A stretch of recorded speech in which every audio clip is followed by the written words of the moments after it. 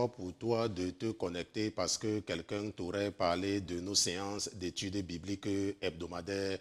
Bienvenue, toi qui as déjà l'habitude de te connecter tous les mardis, mercredis et jeudis à partir de 21 heures. Heure de New York.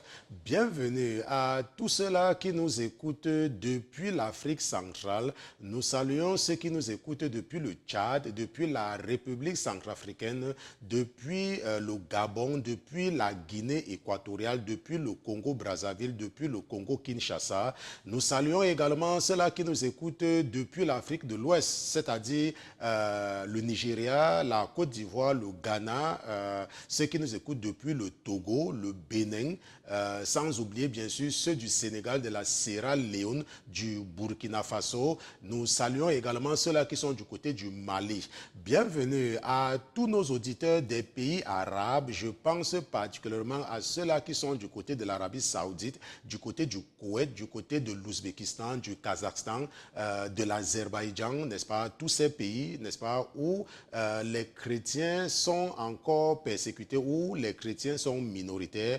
Bienvenue à tous ceux qui sont du côté du Canada, le Canada avec le Québec, Montréal. Je sais que vous êtes nombreux de ce côté. Si je vous oublie, toutes les excuses de votre frère et serviteur que je suis.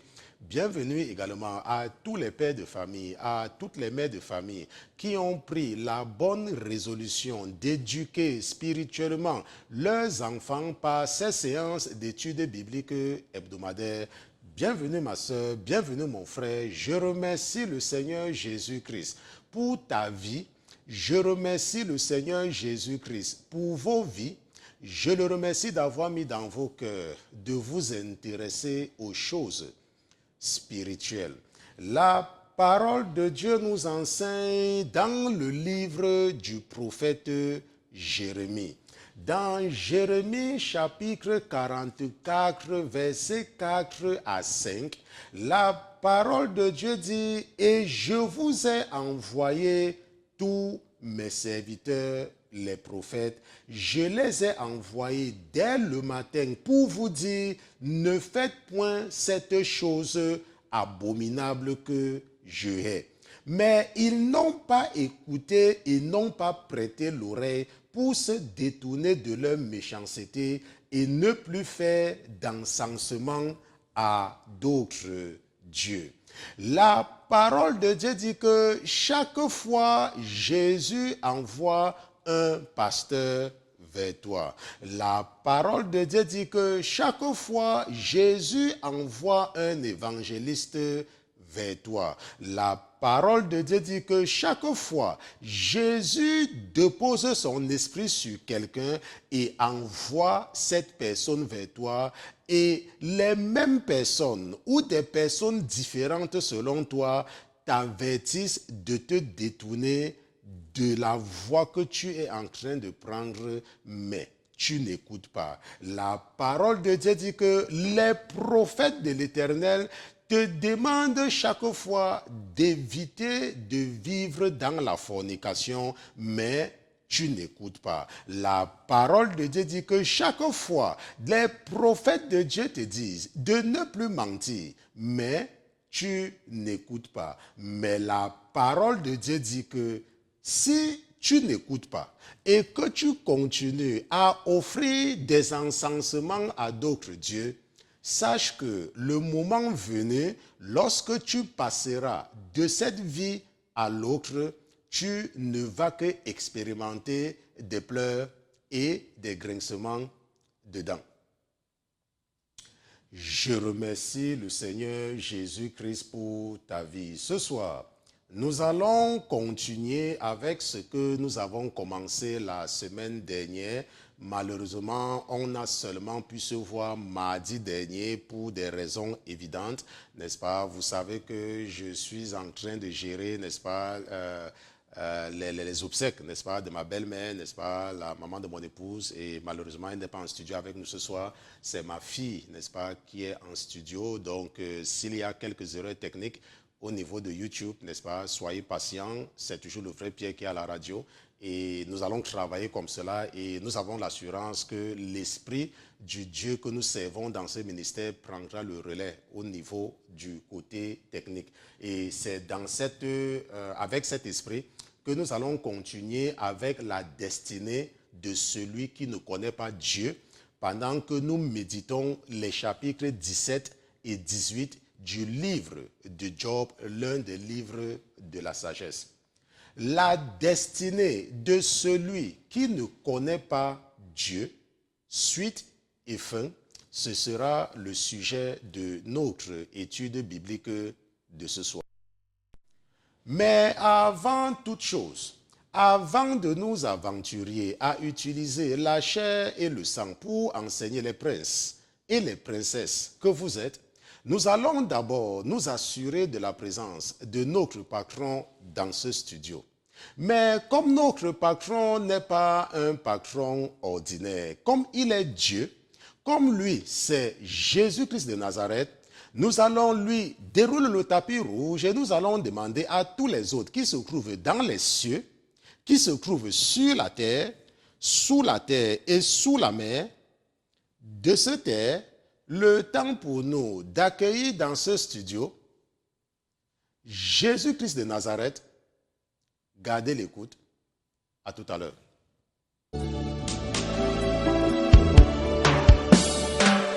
La voix du Seigneur m'appelle. Prends ta croix et viens sur moi. Je réponds, Sauveur fidèle, mais voici, je suis à toi. La voix du Seigneur m'appelle. Prends ta croix et viens sur moi. Je réponds, Sauveur fidèle, mais voici, je suis à toi. Jusqu'au bout, je vais te suivre dans les bons et mauvais jours. À toi pour mourir et vivre. Oh toi Jésus, pour toujours.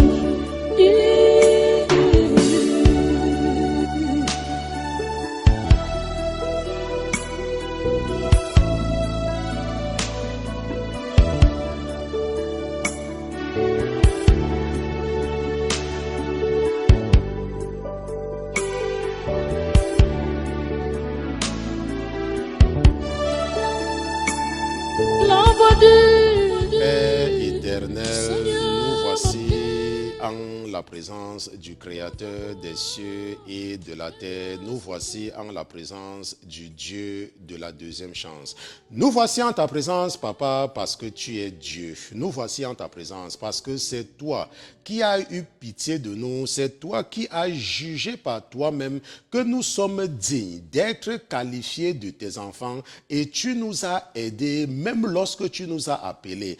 Parce que lorsque tu as décidé de nous appeler chacun par son nom, Papa, nous étions tellement discrets que nous n'entendions pas. Mais à cause de l'amour que tu as pour nous, tu t'es arrangé pour que nous entendons ta voix et tu as fait également que nous puissions être capables de lire et de comprendre les oracles et les mystères qui sont cachés dans ta parole.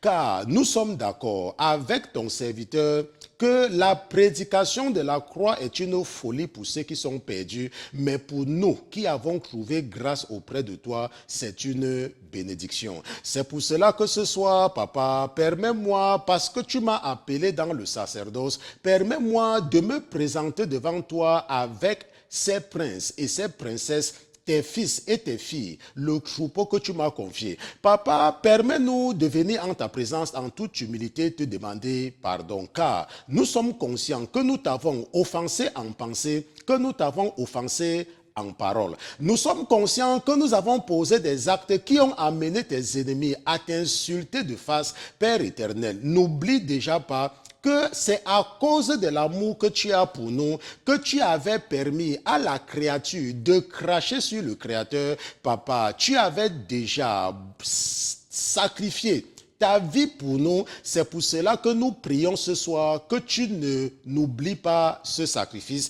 et nous prions que le sacrifice qui avait été offert à la croix du Calvaire nous purifie, nous sanctifie, nous justifie et nous permet de rester à tes pieds ce soir et écouter ce que tu voudrais nous enseigner par notre frère que tu as suscité parmi nous, conformément à la promesse que tu avais faite par ton serviteur Moïse. Ce soir, Éternel des armées, je te supplie de transformer ma voix en un feu dévorant dans toutes les maisons où le son de ma voix résonne. Papa, je prie que tu transformes les ondes sonores de ma voix en une barrière de protection dans toutes ces maisons. Papa, je te supplie de transformer le son de ma voix en une onde de guérison et de délivrance pour quelqu'un qui est affligé depuis des années par l'ennemi. Papa, je te supplie que tu transformes les ondes de ma voix en quelque chose qui va faciliter la compréhension de ta parole à ta fille,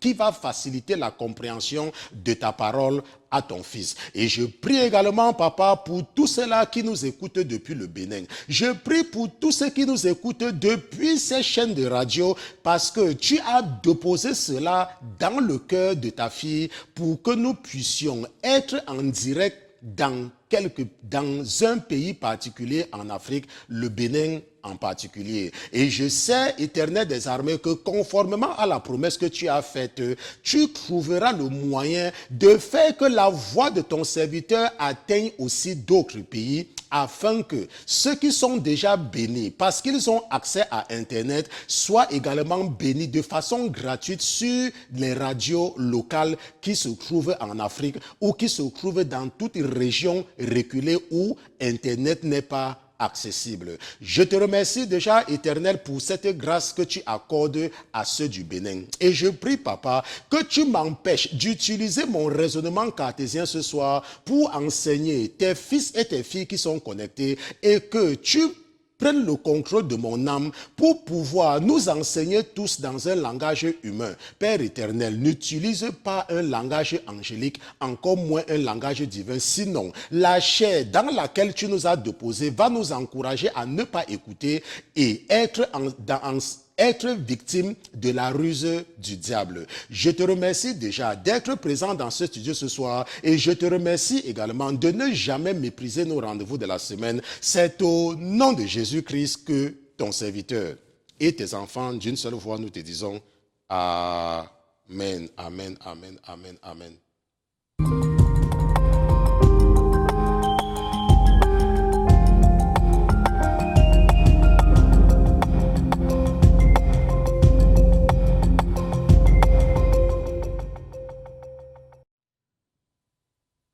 Nous remercions Dieu pour Jésus-Christ, nous remercions Jésus-Christ pour sa présence dans ce studio ce soir. Nous le remercions parce qu'il est Dieu. Nous le remercions parce que sans Jésus, n'est-ce pas, nous sommes perdus. Ok, ce n'est que Jésus qui nous donne de l'espoir, n'est-ce pas? Ce n'est que Jésus, parce que Dieu n'a pas fait une alliance avec nous. Ok, nous les gentils, il n'y a pas d'alliance avec nous. Ok, mais parce que les enfants d'Israël avaient provoqué la jalousie de Dieu, Dieu a dit qu'il va utiliser un peuple insensé pour provoquer également leur jalousie.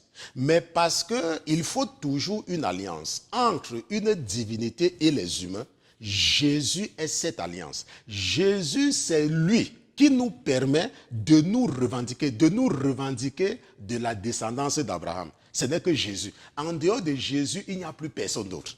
On se comprend? C'est pour cela que Jésus doit être au centre de tout ce que tu fais. Okay? Il n'y a rien d'autre. On se comprend? Il n'y a aucune alliance entre Dieu et les gentils. Dieu a signé et établi une alliance avec les enfants d'Israël, pas avec nous.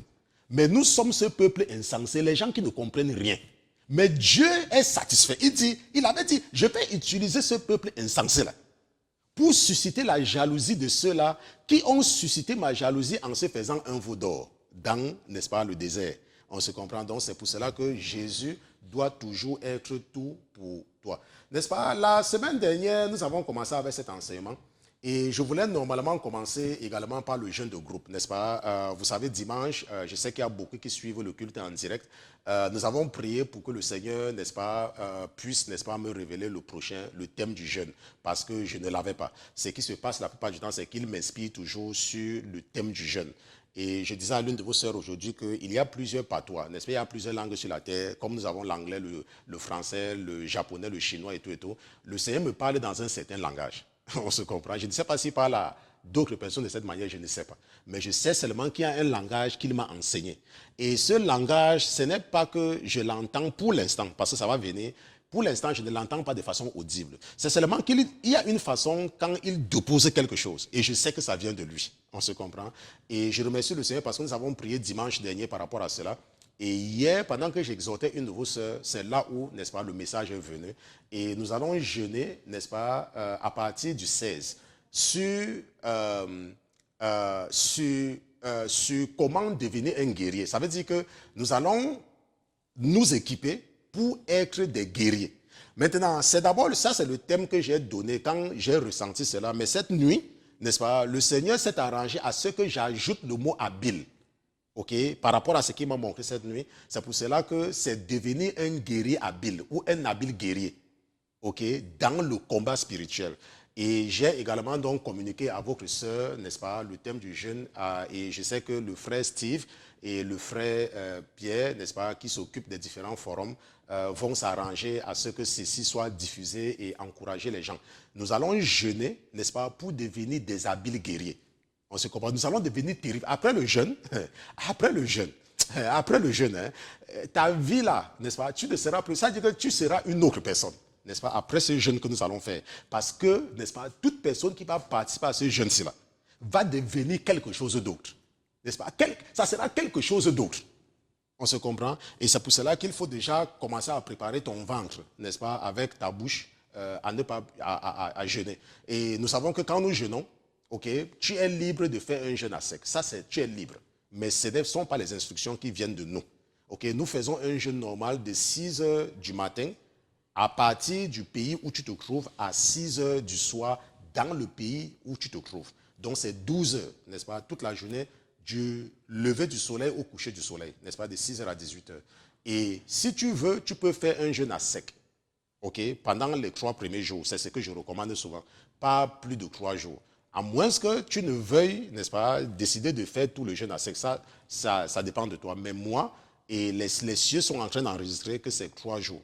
Donc, nous allons donc jeûner pendant 7 jours, n'est-ce pas? Et notre jeûne, qui sera sur devenir un guerrier habile ou un habile guerrier dans le combat spirituel, n'est-ce pas? Ça sera du 16 décembre, du lundi 16 décembre au dimanche, n'est-ce pas? Parce que nous jeûnons pendant 7 jours.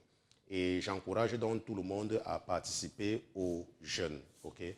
Bon, maintenant, une autre chose également, et je pense que c'est ce que je disais à une certaine communauté, n'est-ce pas, surtout une communauté, la communauté camerounaise, ce week-end, c'est que lorsque nous regardons dans le monde, okay, lorsque nous regardons l'histoire de beaucoup de pays, et nous regardons l'histoire du Ghana, qui était sous une certaine dictature, nous regardons le cas du Nigeria, qui était sous une certaine dictature. Nous regardons même le cas de la Côte d'Ivoire. À un moment donné, il y avait beaucoup de chantres ivoiriens lorsque les Ivoiriens, n'est-ce pas, étaient en guerre civile. Nous avons ces exemples-là. Et lorsque nous regardons également, n'est-ce pas, quand nous regardons ces différents pays-là, et nous voyons ce que ces pays sont devenus, même le Rwanda qui a connu le génocide, au même moment que le Burundi, n'est-ce pas, nous voyons que le Rwanda, n'est-ce pas, aujourd'hui est un pays, n'est-ce pas, qui est en train d'émerger. Même comme c'est un pays qui a connu le génocide, n'est-ce pas, il n'y a pas très longtemps. Et lorsque nous regardons également le Nigeria, nous voyons qu'il y a beaucoup de pasteurs nigérians. Ça veut dire que quand les Nigérians souffraient, ils se sont tournés vers Dieu. On se comprend? Lorsque les Ghanéens souffraient, ils se sont tournés vers Dieu. Et je disais donc, n'est-ce pas, à la communauté camerounaise que ce que je constate avec votre pays, c'est que dans la dictature, vous êtes dans une dictature sanguinaire. Mais au lieu de vous tourner vers Dieu, vous mettez votre espoir sur un homme politique. Ok? Et je les faisais comprendre que le changement d'un pays n'est jamais venu d'un homme politique. Un pays change quand ce pays confesse ses péchés et donne sa vie à Jésus-Christ. Et c'est comme cela. Ce n'est que Dieu qui peut changer un pays.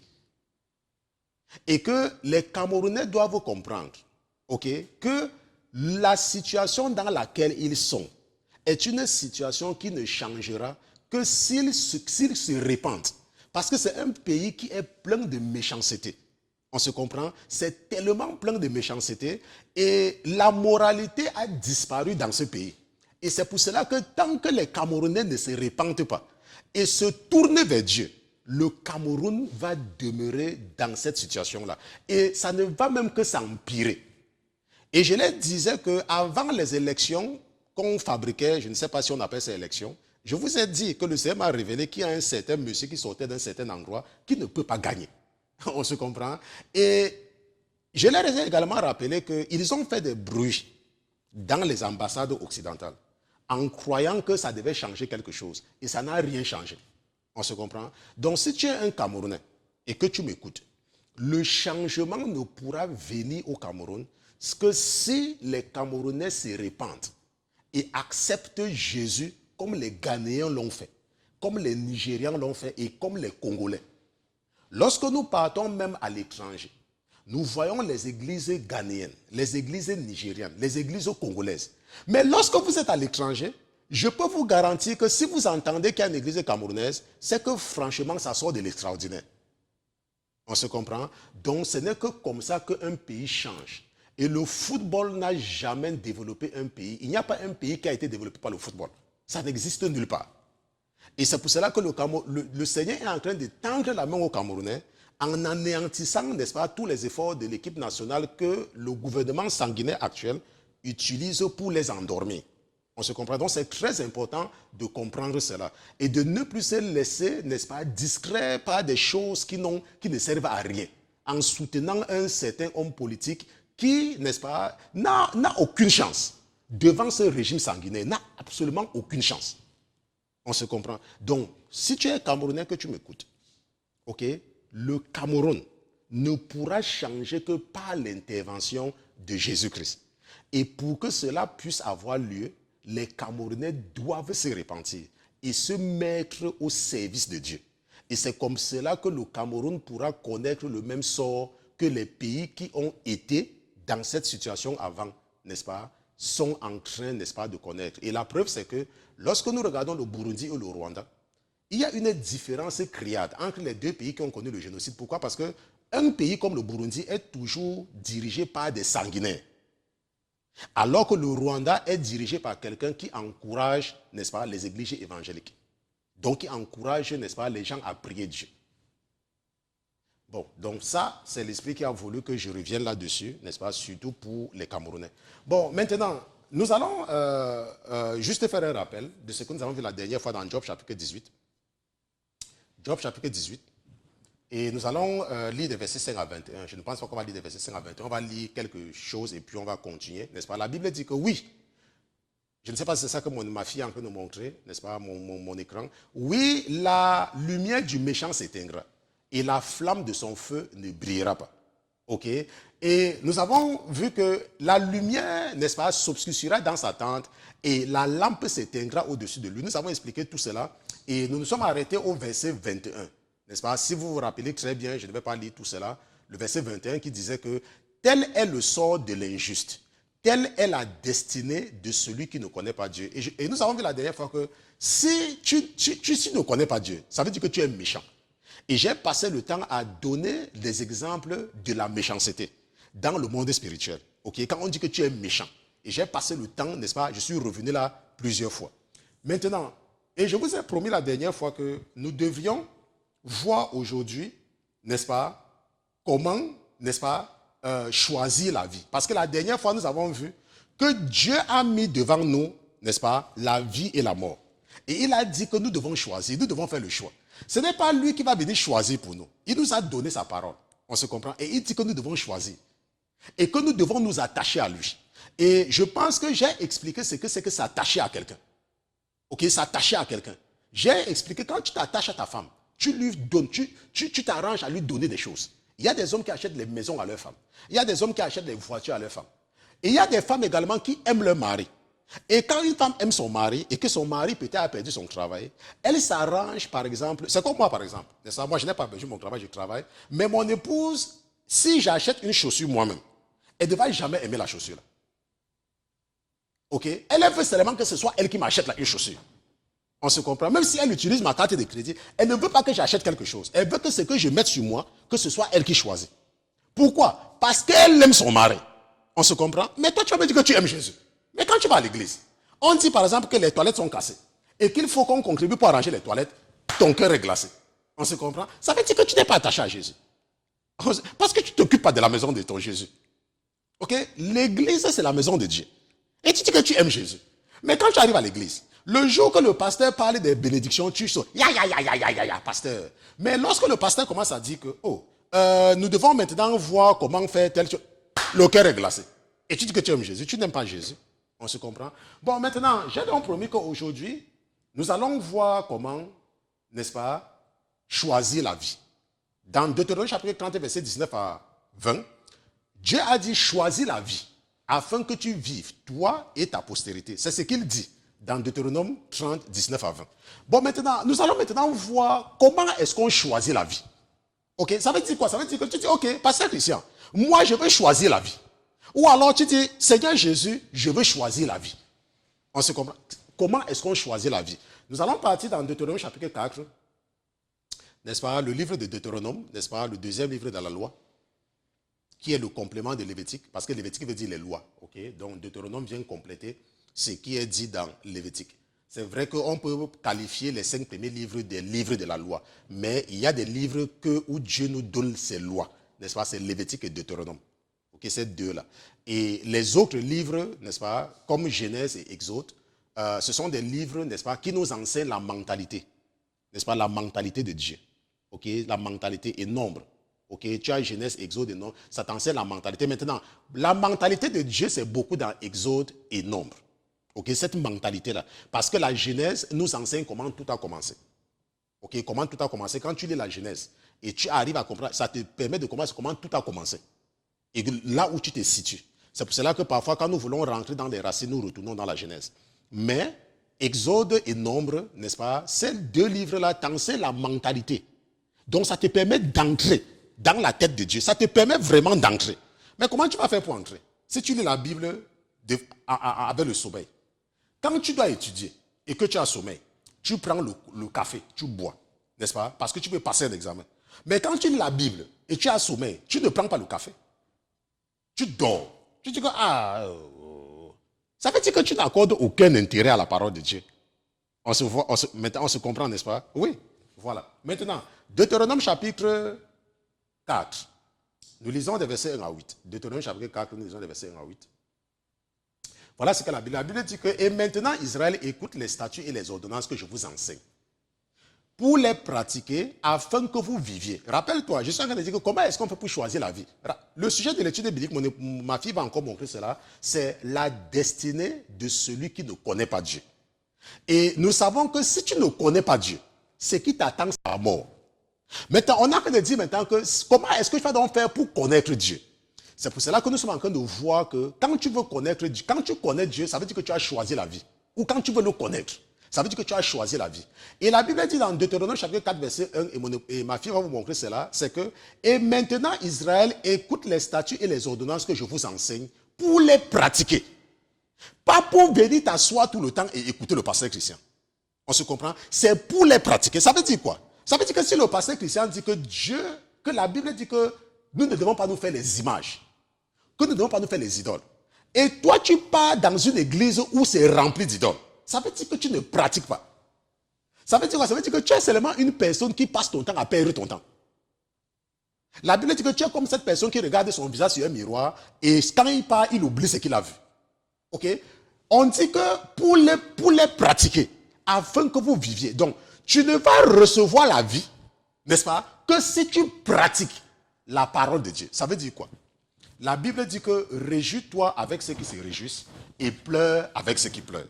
On se comprend? Maintenant, ta soeur a une réjouissance. Oh, ma soeur, mon fils a eu le bac. Ta sœur est contente. Ta sœur est contente. Mais toi, tu es jalouse. Parce que l'enfant de ta sœur a eu le bac. Et tu vas aller au paradis.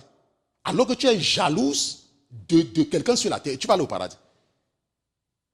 Ma soeur. Oh, ma soeur. J'ai le mariage de ma fille. Ma fille va se marier. Ça ne te dit rien. Et tu dis que c'est ta sœur de l'église.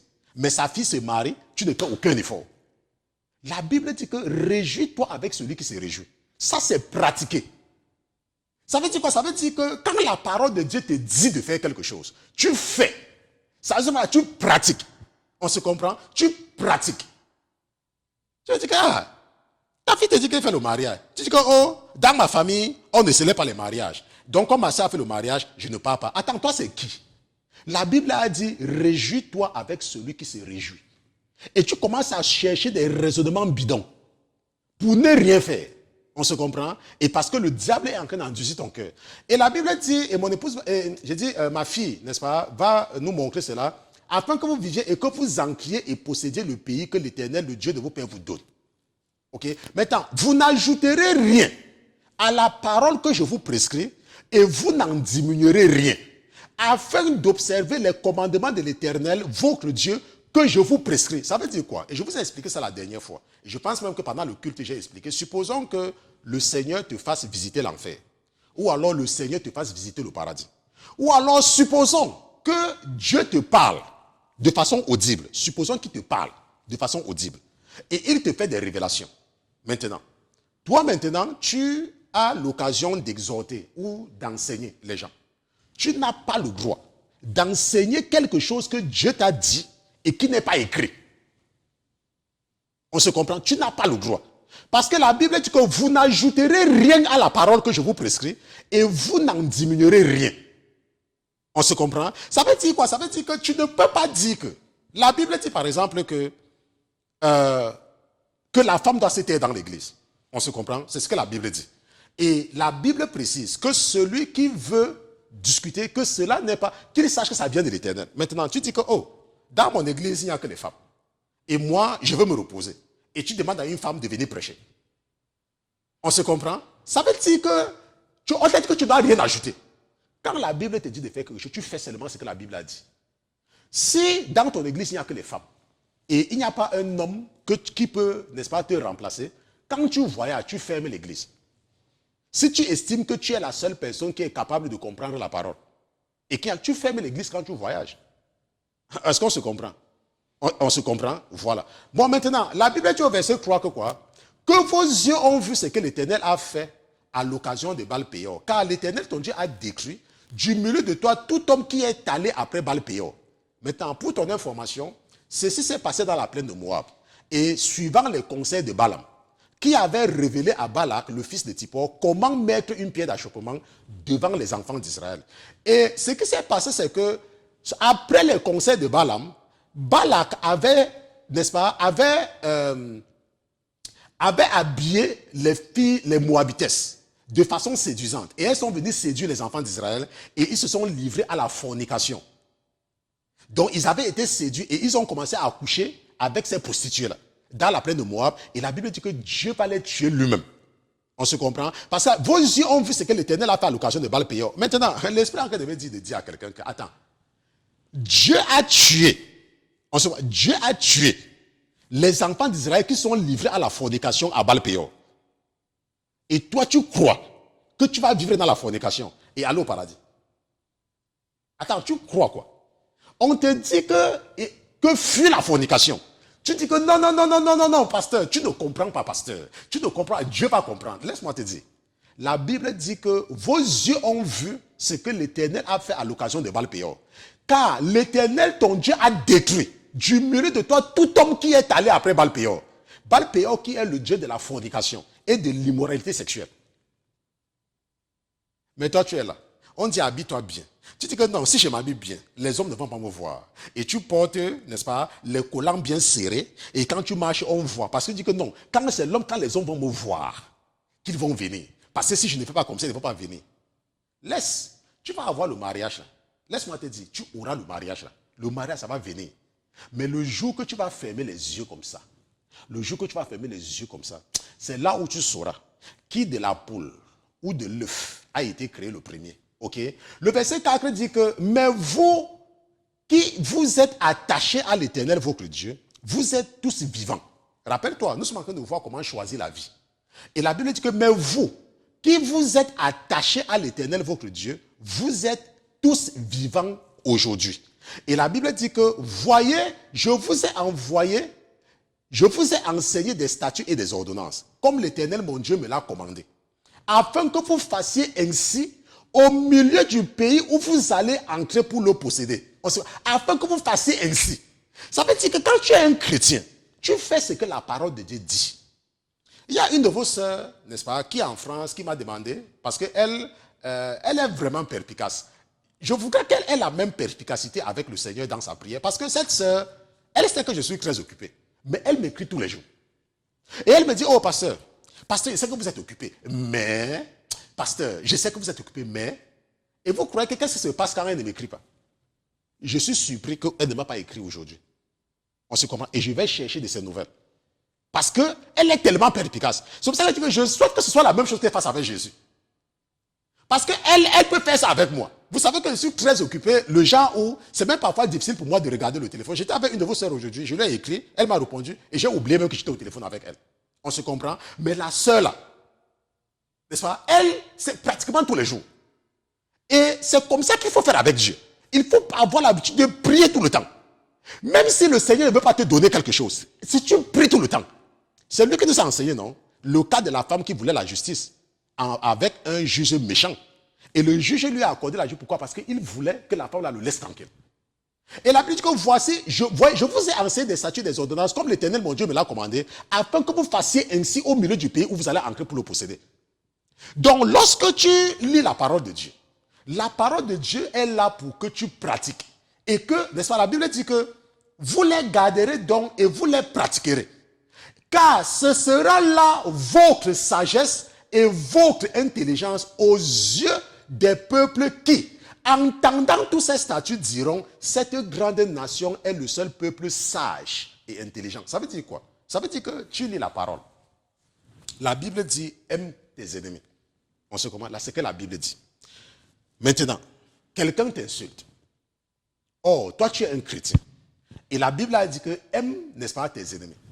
Ou alors la Bible dit que, quelque part, la Bible dit que si quelqu'un veut prendre ton manteau, n'est-ce pas, donne-lui même. Si quelqu'un veut prendre ta tuile, donne-lui même ton manteau. Maintenant, tu pars dans une station-service, par exemple, et tu es le premier, tu étais devant le premier, et quelqu'un est venu se mettre devant toi. Maintenant, tu es un chrétien. Tu étais là le premier, c'est vrai, et quelqu'un est venu te traverser, tu le laisses. Parce qu'il veut prendre ta place. La Bible a dit qu'il faut laisser. Et je vous ai expliqué ce qui s'est passé une fois quand je suis parti dans une boutique.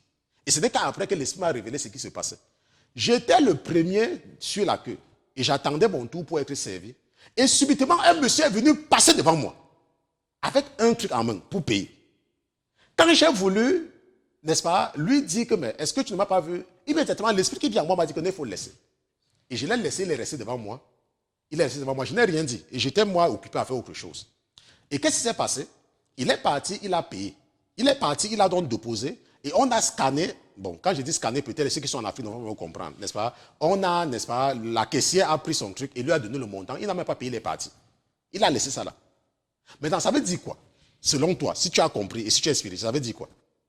Ça veut dire que cette personne avait été envoyée par les ténèbres pour venir créer une situation avec moi et me faire du mal.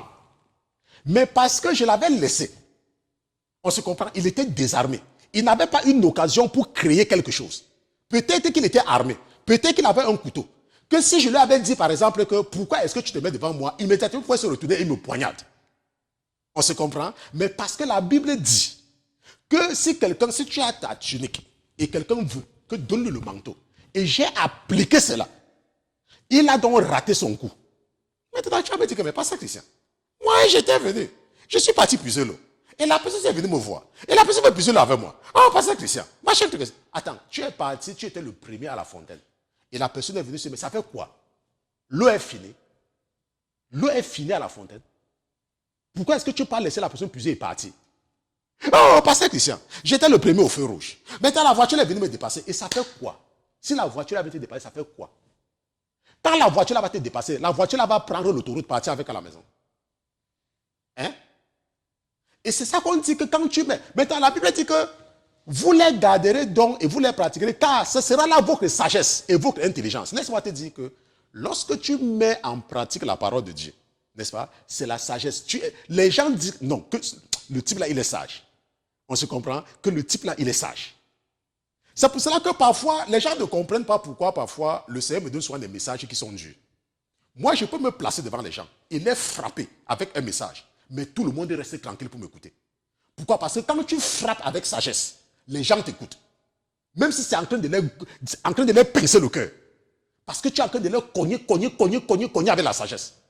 Mais tu vas venir. Tu dis que la Bible a dit que la femme ne doit pas porter le pantalon. La femme ne doit pas porter le pantalon. Tu viens seulement du matin jusqu'au soir. La femme doit porter le pantalon. Attends, tu penses que tu peux changer quelqu'un comme ça? Qu'est-ce que tu connais dans la Bible? Tu dois enseigner la parole. On se comprend. Tu dois enseigner. C'est la parole que les gens veulent entendre. Les gens ne veulent pas entendre la même chose tout le temps. On se comprend. Bon, maintenant, et la Bible dit au verset 7 que quoi? Que car, quelle est la grande nation qui est ses dieux près d'elle, comme nous avons l'Éternel, notre Dieu, toutes les fois que nous l'invoquons. On se comprend. Et quelle est la grande nation qui est des statuts et des lois justes, comme toutes ces lois que je mets aujourd'hui devant vous. Maintenant, regardons un peu ce passage. La Bible dit que, car quelle est cette grande nation qui est ses dieux près d'elle, comme nous avons l'Éternel, notre Dieu, toutes les fois que nous l'invoquons. N'est-ce pas? C'est comme je vous dis que comme dans ce ministère, Jésus est plus présent que jamais. Dans ce ministère-ci là. Et il y a des personnes parmi vous tous là, qui êtes vraiment sérieux avec ce ministère, vous voyez comment vos vies changent. C'est parce que le Seigneur est présent ici. Jésus est présent ici. Le Jésus que tu pries tout le temps là, tu ne connais pas là, il est présent ici. Mais pour qu'il te touche, tu dois prendre les enseignements qu'il te donne à travers moi très au sérieux. Ça veut dire quoi? Ça veut dire que quand je suis en train de faire les enseignements, tu dois, n'est-ce pas, prendre des notes. Et quand c'est fini, et il y a quelque chose que tu n'as pas compris, il y a une de vos sœurs, lorsqu'elle venait dans le Seigneur, un jour elle m'a dit quelque chose que je n'ai même pas compris. Elle me dit, pasteur Christian, tu as enseigné, parce que c'est une de vos sœurs, elle me tutoie. Moi, ça ne me dérange pas. Tu me tutoies, tu me vois, ça ne me dit absolument rien. Ok? Chacun me fait comme il se sent à l'aise. Ok? Il y a une qui m'appelle docteur. Moi, je lui ai dit que si l'esprit, elle a dit qu'elle a tout fait, mais c'est seulement un docteur. Je lui ai dit que si c'est ce que l'esprit met en toi pour que tu me respectes, tant mieux. On se comprend. Parce que c'est qu'il y a les gens qui me tutoient, il y a les gens qui me voient, il y a les gens qui m'appellent docteur, il y a les gens qui m'appellent... comment je ne sais pas. Après, il y a des noms. Appelez comme vous voulez. Mais ce que je n'aime pas, c'est quand quelqu'un m'appelle mon père. Je ne suis pas le père de quelqu'un. Ok, je ne suis pas le père de quelqu'un. Je suis le père de ma fille qui est là-bas derrière le truc là. Elle, je suis son père. Ok, ton père, c'est Jésus-Christ. Et Jésus a dit, n'appelle personne ton père. On se comprend? Bon, maintenant, ce que tu es en train de dire, c'est que parfois, quand tu veux être béni par ce ministère, si tu veux être béni, quand je fais les enseignements, et je vous disais que c'est ce que la sœur m'avait dit un jour, je n'avais pas compris. Elle me dit, pasteur Christian, tu as enseigné sur tel sujet, j'ai réécouté l'enseignement là plusieurs fois.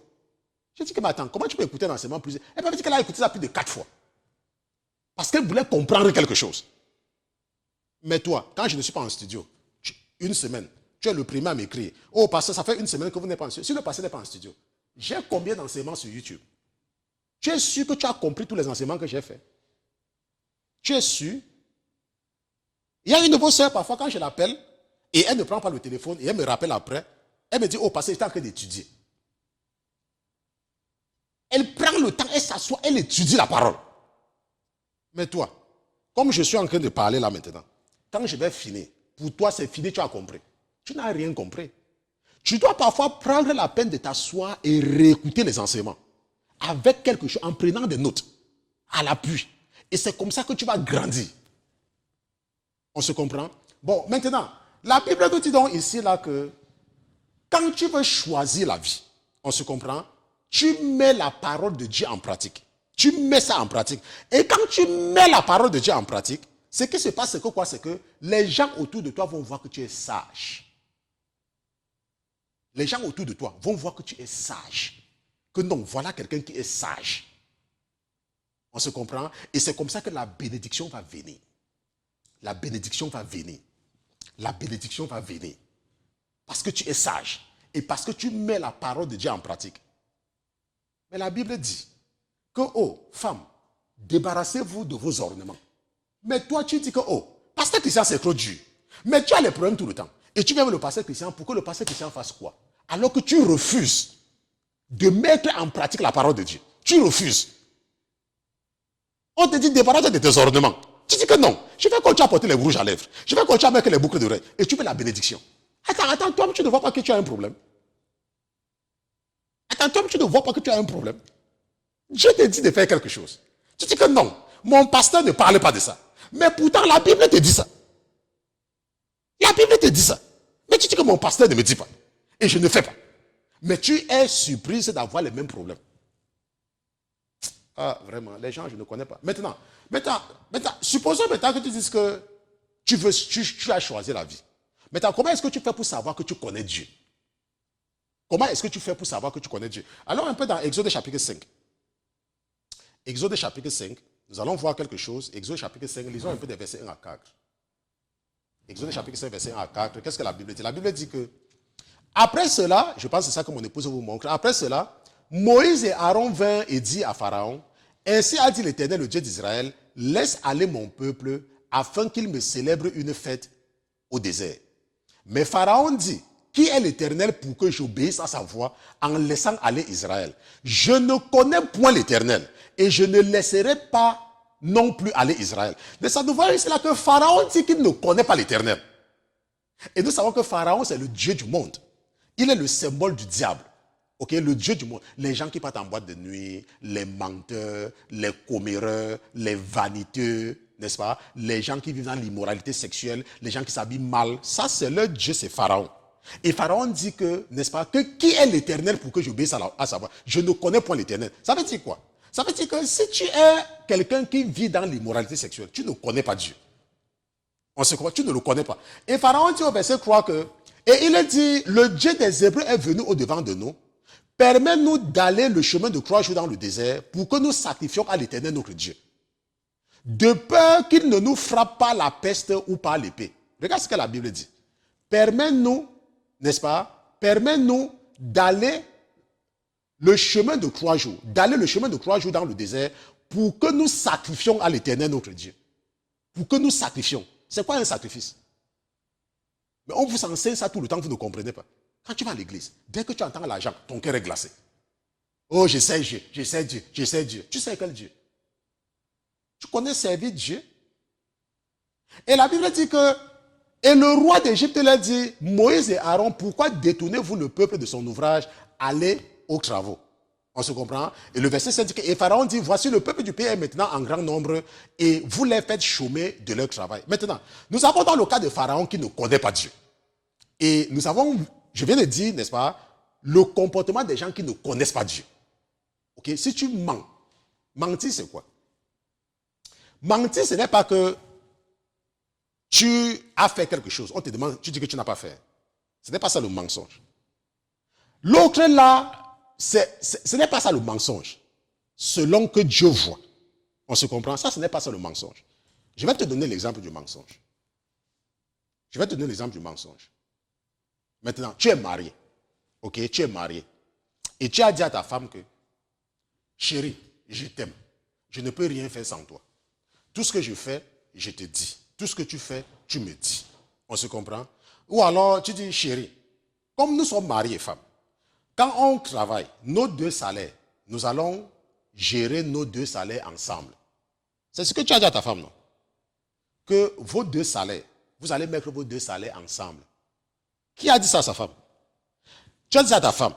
Ou alors ta femme a dit que chérie, comme nous sommes mariés et femmes et que je ne veux pas que tu me caches quelque chose, nous allons toujours mettre nos 2 salaires ensemble et nous allons mettre ça dans un compte. Maintenant, toi, tu dis que tu es le mari. Et chaque fois, tu prends 100 €, tu donnes à ta femme. Et tu fais des dépenses dans ta famille et tu ne dis pas à ta femme. Voilà le mensonge. Parce que tu vas te dire que non, c'est moi l'homme. Ça n'a aucune importance. Ça n'a absolument aucune importance. C'est moi l'homme dont je peux dépenser. Ça n'a aucune importance. Ce que Dieu voit, c'est que tu t'étais entendu avec ta femme. que mettons notre argent ensemble. Tu t'étais entendu avec elle. Donc, à chaque fois que tu vas envoyer l'argent à ton frère, ou à ta mère, tu dois dire à ta femme. Et elle doit être d'accord. Ça veut dire quoi? Ça veut dire que si tu dis à ta femme que chérie, je vais envoyer l'argent à ma mère, et ta femme dit que non, tu n'envoies pas. Et si tu envoies derrière son dos, c'est ça, c'est le mensonge. Ça veut dire que tu es un menteur. Attends, tu comprends maintenant le mensonge? Parce que tu vas peut-être croire que, oh, le mensonge c'est que tu es peut-être parti, tu as, je ne sais pas. Hein? Et puis on te demande, c'est toi qui as fait? Non, ce n'est pas moi. Ça, ce n'est rien. Ça, c'est l'autre là, même le diable même est en train de te gifler même avec l'autre là. Donc ça, ce n'est pas le mensonge devant Dieu là-bas. Je t'ai expliqué un exemple du mensonge. Un autre mensonge, c'est que tu te lèves le matin, tu es fatigué. Et tu vois que tu es tellement fatigué que tu ne peux pas partir au travail.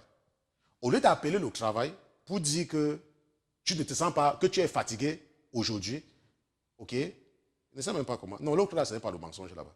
C'est que tu te lèves et tu ne veux pas partir au travail. Tu n'as même pas de problème. Tu décides même de ne pas partir au travail. Et tu appelles le travail, tu dis que oh, tu es malade, que tu ne viens pas aujourd'hui. Ça, c'est le mensonge. On se comprend? C'est le mensonge.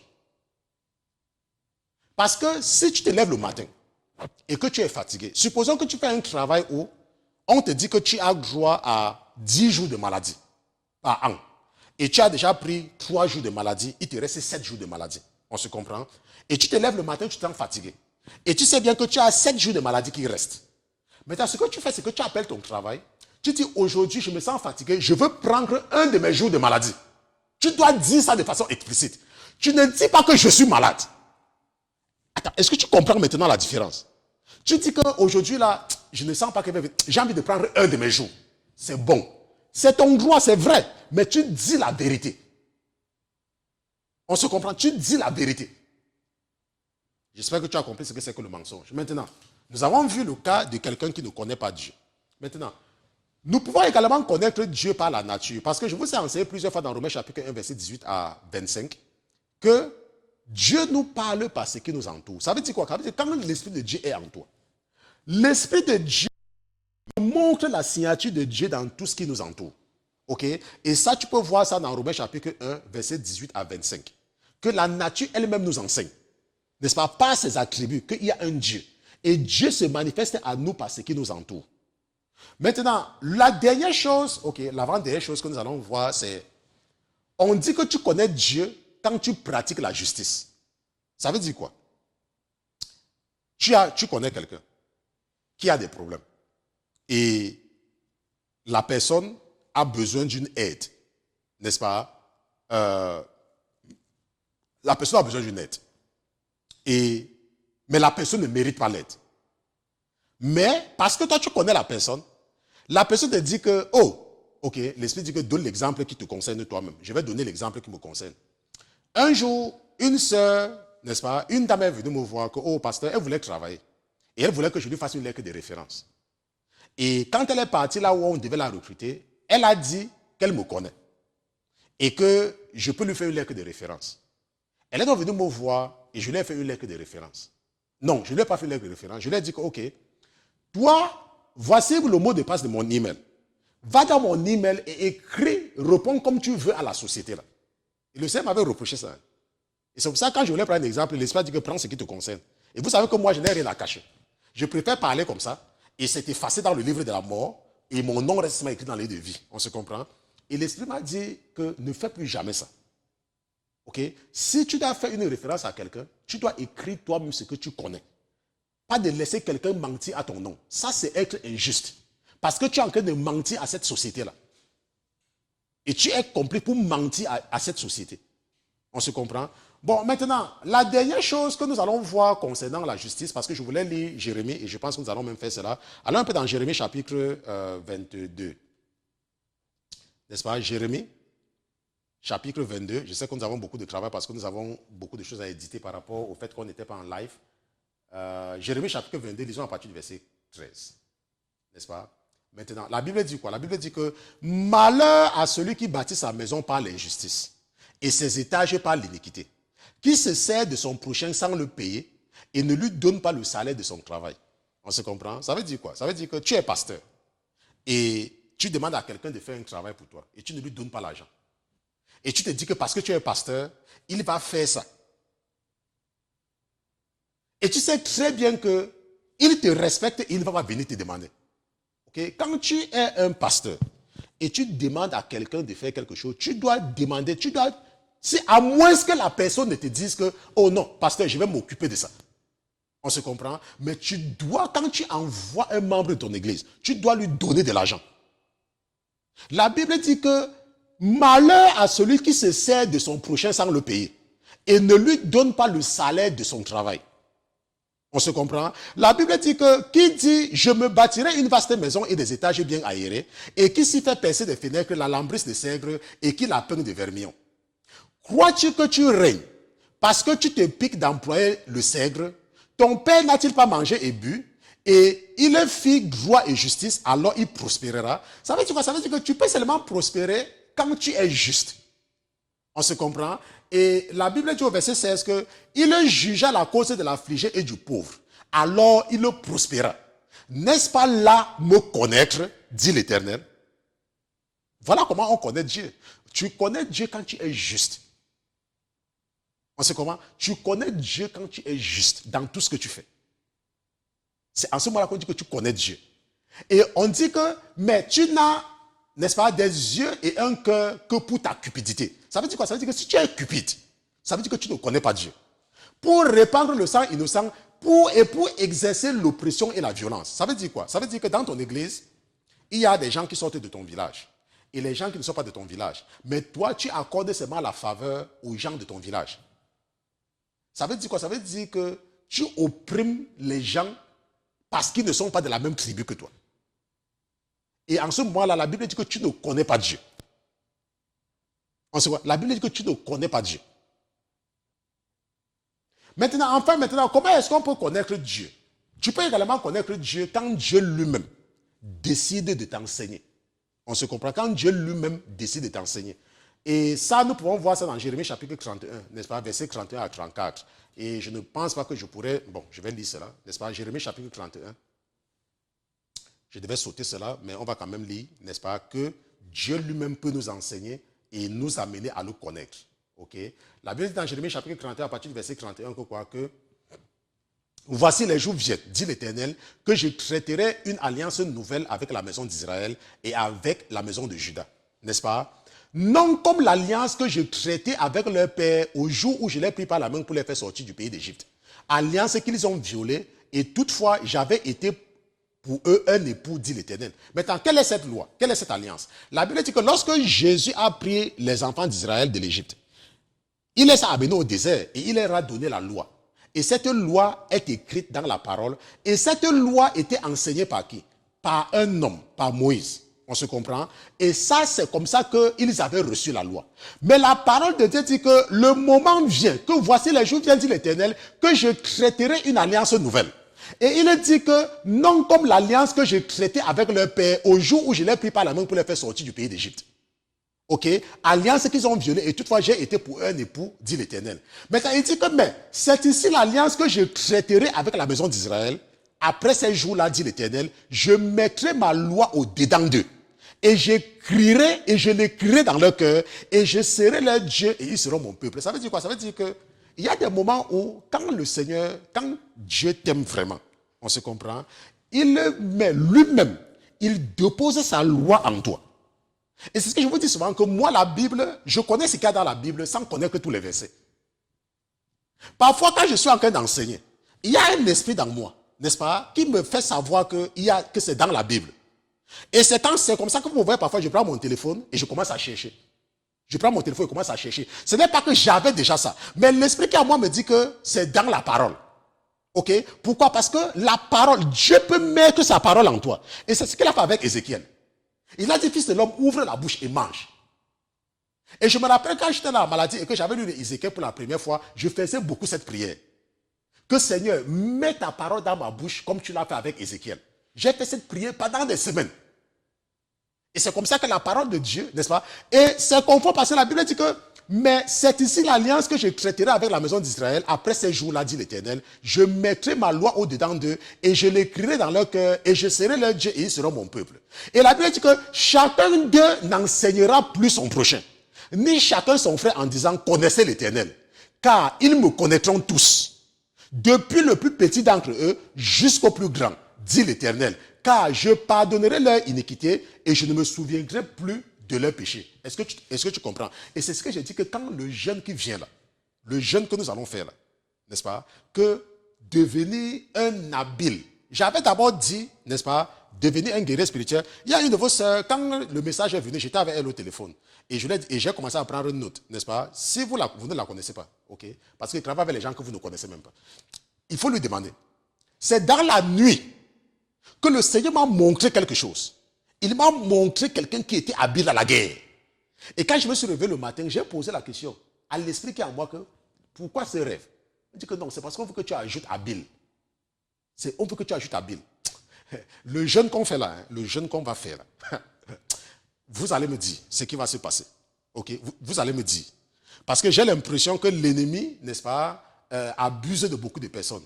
Après le jeûne que nous allons faire là, n'est-ce pas, après le jeûne, si ta délivrance ne vient pas, je ne sais plus comment encore tu seras délivré. Je dis si ta délivrance ne vient pas, pendant le prochain jeûne, je ne sais pas comment ça va encore venir. Ok, donc nous allons nous arrêter ici. Ok, parce que j'avais dit suite et fin et nous n'avons plus grand chose à partager et ce n'est pas nécessaire de continuer un enseignement qui n'a pas beaucoup de choses, donc on peut s'arrêter là et c'est suffisant, n'est-ce pas, ce que nous devons comprendre. Et si c'était la première fois de te connecter, n'est-ce pas, nous sommes la Sainteté FM, la Sainteté Télévision, nous sommes un ministère d'enseignement et d'édification, nous ne sommes surtout pas un ministère évangélique. Notre mission, c'est de nous adresser à ceux-là qui ont déjà une certaine relation avec Jésus-Christ, mais qui sont encore victimes de la ruse du diable. Donc, si tu viens à peine de donner ta vie à Jésus, nos enseignements vont te paraître du chinois. Tu ne vas rien comprendre. C'est pour cela que nous t'encourageons, n'est-ce pas, à aller te faire former par les évangélistes avant de venir nous écouter. Peut-être que tu as écouté quelque chose ce soir et tu es à la recherche d'une église. Et tu as perdu totalement confiance aux églises. Nous avons une église locale, n'est-ce pas? C'est situé sur la 119, Chadwick Avenue. Ça, c'est à Newark, dans le New Jersey, aux États-Unis. Parce que c'est qu'on nous écoute maintenant en Afrique, donc c'est pour ça que je dois préciser. Et notre culte du dimanche commence à 10h, 12h30. Et si tu as des difficultés, tu peux toujours nous appeler au 347 249 55 46. Et le frère Pierre, n'est-ce pas, va, n'est-ce pas, te donner toutes les informations dont tu as besoin. Et également, nous avons un groupe de femmes, n'est-ce pas, qui s'appelle Femmes chrétiennes partagent la parole. À quoi sert ce groupe? Ce groupe est un groupe qui encourage les femmes à lire la Bible, n'est-ce pas, et à méditer et à mémoriser les versets bibliques. Et celles, n'est-ce pas, qui se démarquent et que l'Esprit nous envoie vers elles, n'est-ce pas, font également partie d'un certain groupe d'intercession. Mais là, on fait passer, n'est-ce pas, les gens, n'est-ce pas, sous le microscope. Et si tu peux joindre le groupe des femmes, n'est-ce pas, tu peux nous écrire à femmes partage la parole @lasainteté.com, n'est-ce pas, femmes partage la parole @lasainteté.com. Je sais qu'il y a des gens qui nous écoutent à la radio, n'est-ce pas? Si tu nous écoutes seulement à la radio, nous avons une chaîne YouTube qui est la Sainteté TV. Ok, la Sainteté TV, tu passes sur YouTube, tu tapes la Sainteté TV et tu vas voir ces enseignements-là. Ok? Et par exemple, si tu es un jeune et tu as des difficultés, tu veux marcher avec Jésus et tu n'y arrives pas, nous avons un groupe de jeunes, n'est-ce pas, qui est là pour l'édification de la jeunesse chrétienne.